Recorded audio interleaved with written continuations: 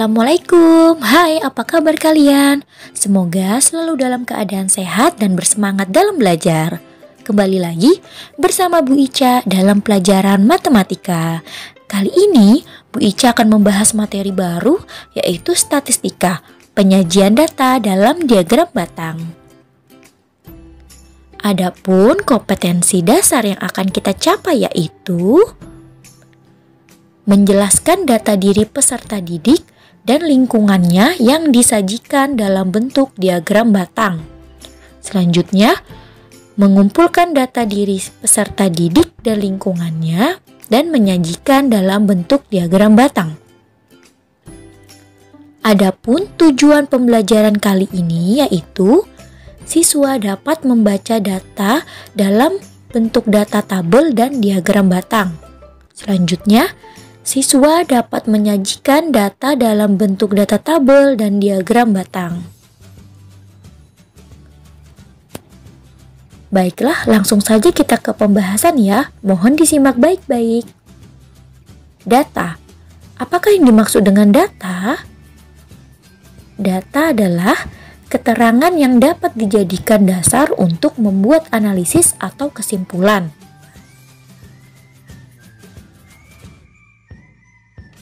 Perhatikan data berikut. Data ini merupakan nilai ulangan matematika kelas 4A SDPD. Nah, di sini kita akan membuat atau merubah menjadi data bentuk tabel dengan cara yang pertama yaitu mengurutkan nilai dari yang terendah hingga yang tertinggi. Nah, di sini perhatikan nilai yang terendah yaitu nilai 5 dan yang tertinggi adalah nilai 9. Kita urutkan terlebih dahulu. Nilai yang terendah 5, kemudian 6, kemudian 7, 8, 9. Dan cara berikutnya yaitu menghitung siswa yang mendapatkan nilai 5, nilai 6, nilai 7, nilai 8, dan nilai 9. Nah, di sini yang mendapatkan nilai 5 bisa kita hitung ada 1, 2, 3. Ada 3 siswa. Kemudian yang mendapatkan nilai 6 ada 1, 2, 3, 4, 5. Selanjutnya yang mendapatkan nilai 7, 1, 2, 3, 4. Dan yang mendapatkan nilai 8 yaitu 1, 2, 3, 4, 5, 6, 7, 8. Dan mendapatkan nilai 9 ada 1, 2, 3, dan 4 ya, 4 siswa. Nah, di sini cara membacanya yaitu perhatikan siswa yang mendapatkan nilai 5 adalah sebanyak 3 siswa. Dan siswa yang mendapatkan nilai 6 adalah sebanyak 5 siswa. Siswa yang mendapatkan nilai 7 adalah sebanyak 4 siswa. Siswa yang mendapatkan nilai 8 adalah sebanyak 8 siswa. Dan siswa yang mendapatkan nilai 9 adalah sebanyak 4 siswa. Setelah membuat tabel, selanjutnya data tersebut akan kita sajikan dalam bentuk diagram batang. Adapun langkah-langkah untuk membuat diagram batang yaitu yang pertama, membuat sumbu mendatar dan sumbu tegak seperti ini. Setelah membuat sumbu mendatar dan sumbu tegak, selanjutnya meletakkan kategori pada sumbu mendatar yaitu nilai matematika. Ya, jadi di sini kita tuliskan nilai matematikanya yaitu dari yang terendah 5, 6, 7, 8, 9 yang tertinggi. Selanjutnya pada sumbu tegak kita masukkan adalah jumlah siswa. Berikutnya, memasukkan data pada diagram dengan membuat batangan atau persegi panjang dengan yang sesuai dengan data ya. Nah, di sini Siswa yang mendapatkan nilai 5 ada 3 siswa. Maka kita buat batangan atau persegi panjang ini sepanjang dengan angka 3 ini ya, harus rata. Selanjutnya yang mendapatkan nilai 6 ada 5 siswa. Maka kita buat batangan atau persegi panjang ini sepanjang angka 5 ini ya. Selanjutnya angka 7, nilai 7 ada 4 siswa. Selanjutnya yang mendapatkan nilai 8 ada 8 siswa. Yang terakhir yang mendapatkan nilai 9 ada 4 siswa.